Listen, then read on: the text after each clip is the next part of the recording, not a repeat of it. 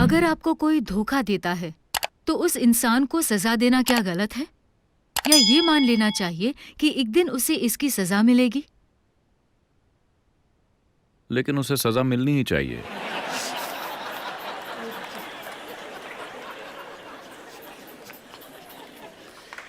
आप दें या कोई और, लेकिन उसे सजा मिलनी ही चाहिए।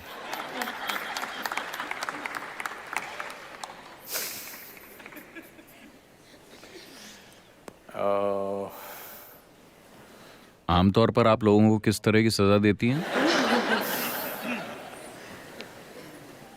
पहले ही काफी सजा दी जा चुकी है ना? पहले ही काफी कुछ हो चुका है। चिल्लाना, चिड़चिड़ाना, बात ना करना, हर चीज हो चुकी है। तो आप और कौन सी सजा देना चाहती हैं? आपकी दिक्कत यह है कि दूसरी तरफ कोई पछतावा नहीं है।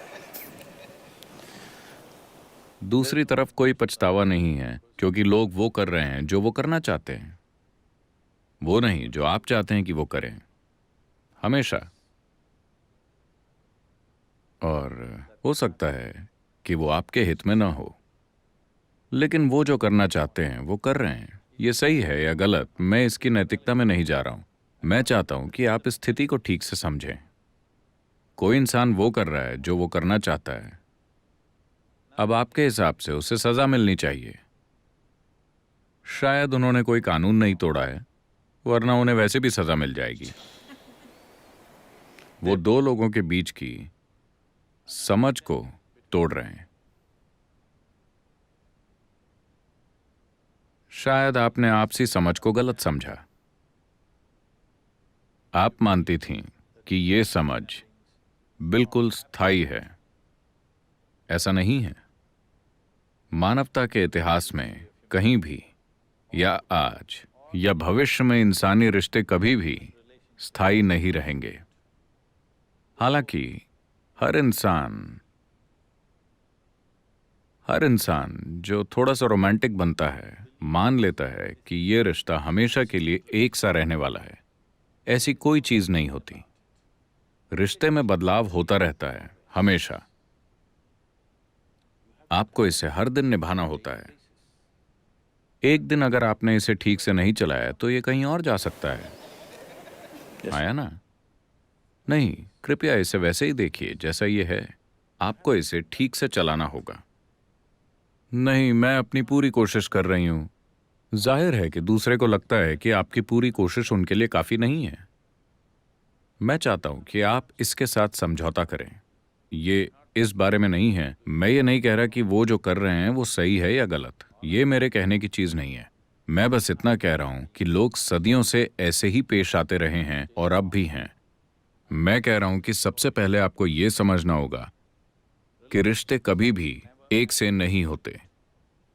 कुछ चीजें बदलती रहेंगी। आपको करतब करते रहना होगा। अगर आप 5 गेंदों से करतब कर रहे हैं तो कभी कभी एक गिर जाएगी। इसके लिए काफी हुनर और ध्यान की जरूरत होती है। हाँ या नहीं? आप में से कई लोग शादीशुदा हैं। क्या ये हुनर और ध्यान नहीं मांगती? अगर आप ध्यान नहीं देते तो आपको पता भी नहीं चलेगा कि क्या हो रहा है। इस पर बहुत ध्यान देना पड़ता है ना? अभी अभी किसी ने मुझे यूरोप के एक देश से फोन किया। सदगुरु, मैं बस घर के काम कर रही हूं, मुझे आकर बचाइए। मुझे यहां से अपने आश्रम ले जाइए, मैं बस घर के काम कर रही हूं। वो बर्तन वगैरह धो रही है। वो बहुत अमीर है, लेकिन उसके 4 बच्चे हैं।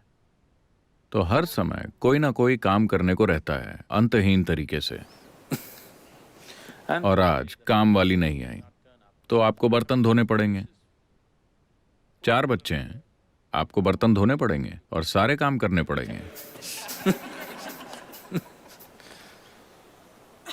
तो मैं ये कह रहा हूं, आपको ये समझना होगा कि रिश्ता एक परिवर्तनशील हकीकत है। ये स्थायी हकीकत नहीं है।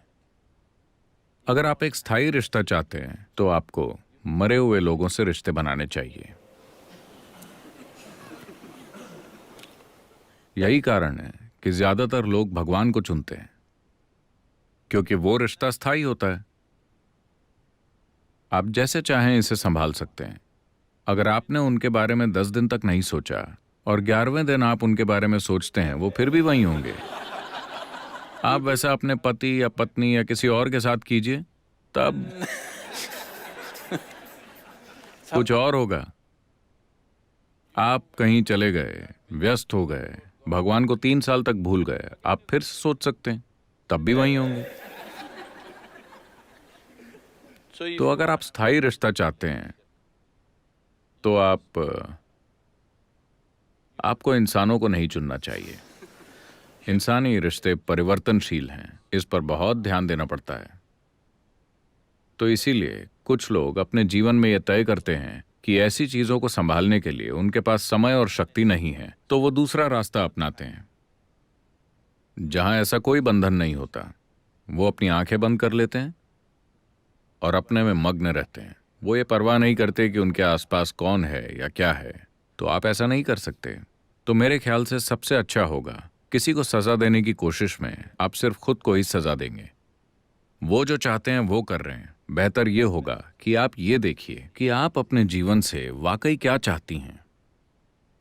आपको उनके साथ प्रतिक्रिया करने और उनके जैसी बेवकूफ़ी भरी चीजें करने की जरूरत नहीं है। आपको बस बैठकर इस पर गौर करना होगा। जब आपके भ्रम टूट जाते हैं, अभी आपके भ्रम टूट गए, ये बहुत अच्छी बात है।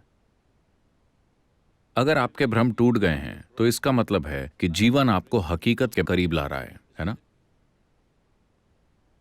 तो ये आपके लिए एक मौका है बैठकर ये देखने का कि मेरे जीवन की प्रकृति क्या है। देखिए, जीवन का ये अंश जीवन का एक संपूर्ण अंश है कि नहीं? क्या ये आधा जीवन है? आप आधा जीवन है या पूरा जीवन? पूरा जीवन। तो फिर ये इतना अधूरा क्यों महसूस करता है कि इसे एक दूसरे इंसान की जरूरत होती है इस जीवन को भरने के लिए? ऐसा क्यों है? इस पर गौर करने का यही मौका है ना? अगर ये पूरा जीवन है तो ये अपने आप में संपूर्ण है, लेकिन अभी आपने इसे इस तरह से बना दिया है कि ये उसके और उसके और उसके बिना नहीं रह सकता। तो कहीं ना कहीं ये एक अधूरा जीवन है, या कम से कम इसको अपनी प्रकृति की पूर्णता का एहसास नहीं हुआ है ना? This is a complete piece of life, packed with creator and creation together. Very great combination. ये जीवन का एक संपूर्ण अंश है जो सृष्टा और सृष्टि दोनों से भरा हुआ है। एक अद्भुत जोड़ी। जब जीवन आपके दरवाजे पर इस तरह दस्तक दे रहा है, ये अपने भीतर गहराई से देखने का समय है, न कि किसी दूसरे के साथ प्रतिक्रिया करने और उन्हें सबक सिखाने का। किसी दूसरे को सजा देने से आपका जीवन रूपांतरित नहीं होने वाला। ये आपके जीवन को किसी भी तरह से सुंदर नहीं बनाने वाला। आपको 2 दिनों के लिए एक घटिया संतोष मिलेगा, उसके बाद आप उसके लिए भी अपराध बोध महसूस करेंगी। हाँ, शुरुआत में जब ये भावना तीव्र होती है आपको संतोष मिलता है, लेकिन बाद में जब आप पीछे मुड़कर देखती हैं आपको खुद पर शर्म आएगी। तो उस रास्ते पर मत जाइए। ये एक मौका है, कोई आपके लिए एक आध्यात्मिक आयाम खोल रहा है। वाकई कोई आपको यह एहसास दिला रहा है कि ये सब चीजें कितनी नाजुक हैं। वो आपको धोखा दे सकते हैं, वो भाग सकते हैं, वो तलाक दे सकते हैं, या वो मर सकते हैं, है ना? अगर वो मर जाते हैं तब आप ये नहीं सोचेंगे कि उसने मुझे धोखा दिया। क्या आप सोचेंगी? नहीं। लेकिन चाहे जो हो, आपको वंचित किया गया है ना? महत्वपूर्ण बात यह है कि आप किसी चीज से वंचित हो गई हैं। उसने ये कैसे किया, सवाल ये नहीं है। चाहे मौत से या तलाक से या धोखे से, या आप इसे जो भी कहें, पर मूल रूप से आप वंचित हो गईं। आपको सिर्फ इसलिए वंचित किया जा सकता है क्योंकि आप ये विश्वास करने के भ्रम में हैं कि ये एक अधूरा जीवन है और इसे कहीं से दूसरे आधे हिस्से की जरूरत है। नहीं, ये एक संपूर्ण जीवन है। अगर आप एक संपूर्ण जीवन के रूप में विकसित हुए हैं तो आप देखेंगे कि रिश्ते बिल्कुल अलग प्रकृति के होंगे। तब ये साथ आने और साझा करने जैसा ज्यादा होगा, न कि निचोड़ने जैसा। इसे रूपांतरित होना होगा। अगर रिश्ते को रूपांतरित होना है तो आपको रूपांतरित होना होगा। ये एक जबरदस्त मौका है जो किसी ने आपको दिया है। ये कहना बंद कीजिए कि किसी ने मुझे धोखा दिया है। बस ये कहिए कि मुझे कोई भ्रम की अवस्था से परम सत्य की ओर धकेल रहा है। हमें उस व्यक्ति को धन्यवाद देना चाहिए।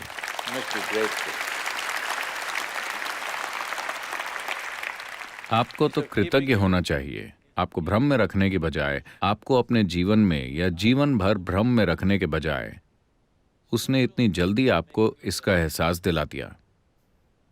वरना इसे आप अपनी मौत के समय ही जानेंगे। हाँ,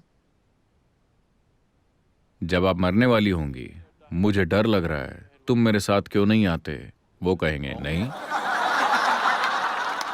तो आखिरी पल में जानने से बेहतर है इसे अभी जान लेना।